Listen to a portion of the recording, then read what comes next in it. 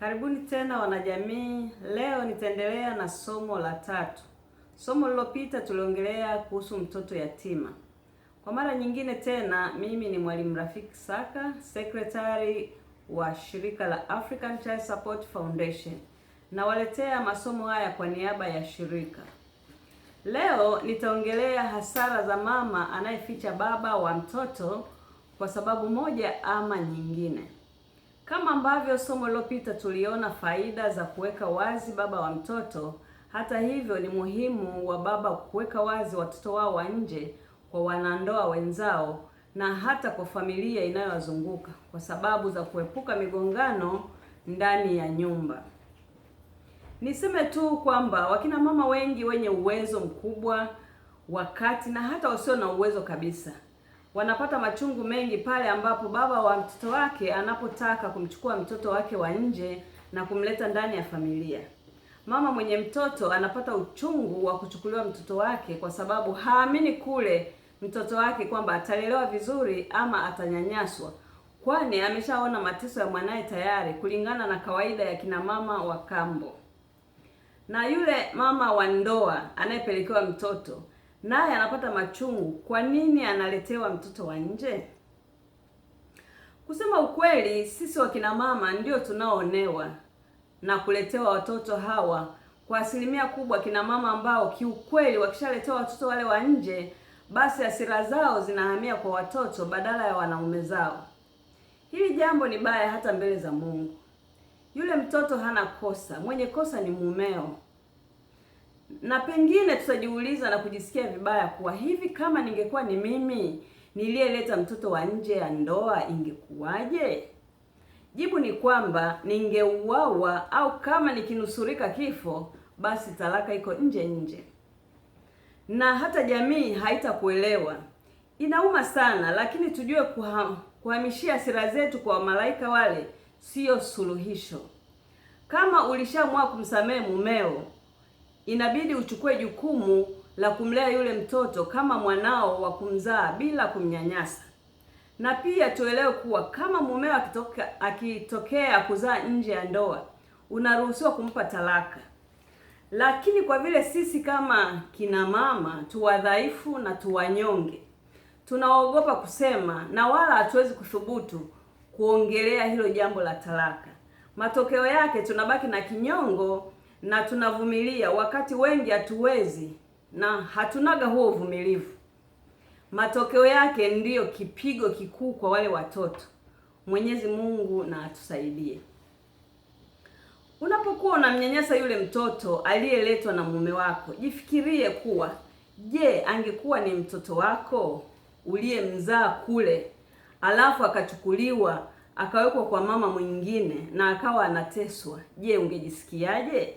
Kama kweli unaona ni sawa kwa mtoto wako kupewa uji au asipewe chochote, wakati watoto wenzake wanakula vizuri na wana raha, basi acha tabia ya manyanyaso kwa mtoto wa mwanamke mwenzio.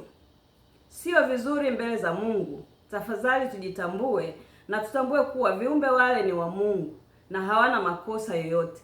Imetokea tu bahati mbaya, kama ambavyo hata wewe huwezi jua ya kesho kwa wanao itakuwaje. Swala hili linasababisha sana wanawake wengi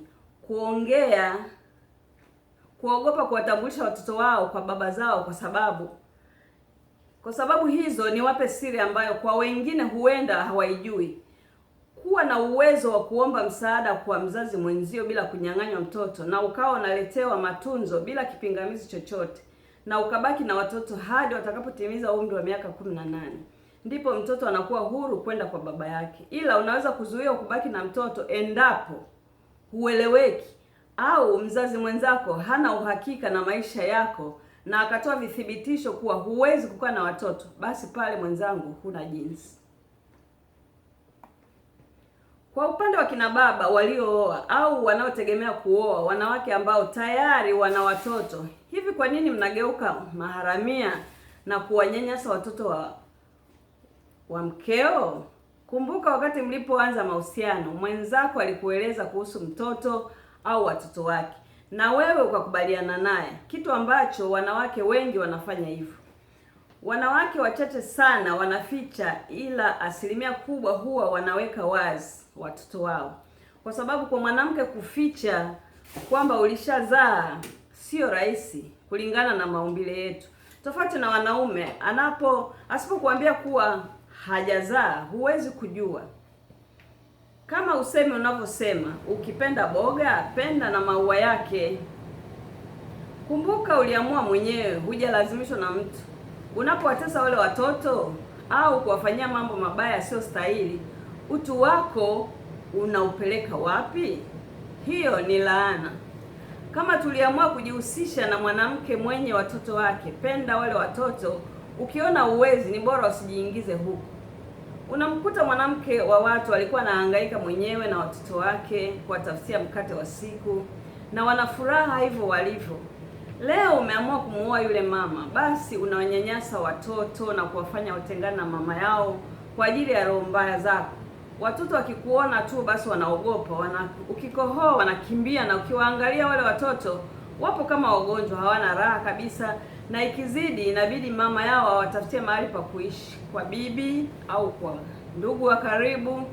Sasa hiyo sio vizuri kabisa. Kwa nini umebadilika ghafla? Ujue ukiwapenda wale watoto na kuwajali kama wanao, nao wanakupenda na kukuheshimu kama baba yao mzazi.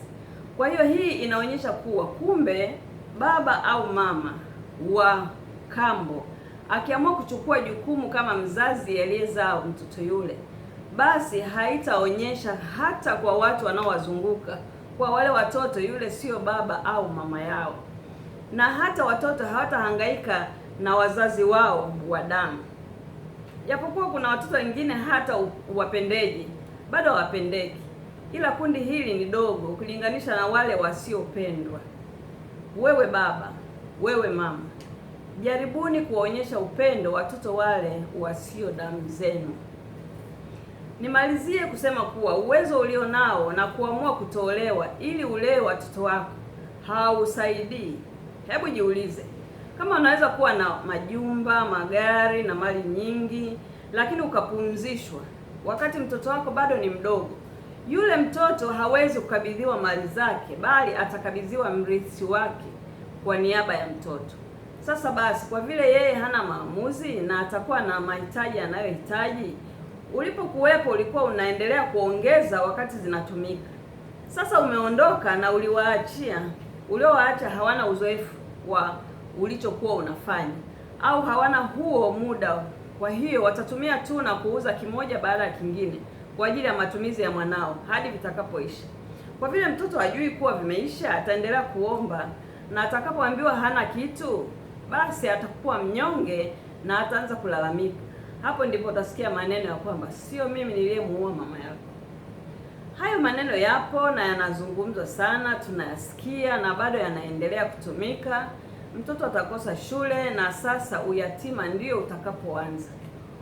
Ukilinganisha na uwezo uliokuwa nao, yawezekana baba wa mtoto wako angekuwa na uwezo pia.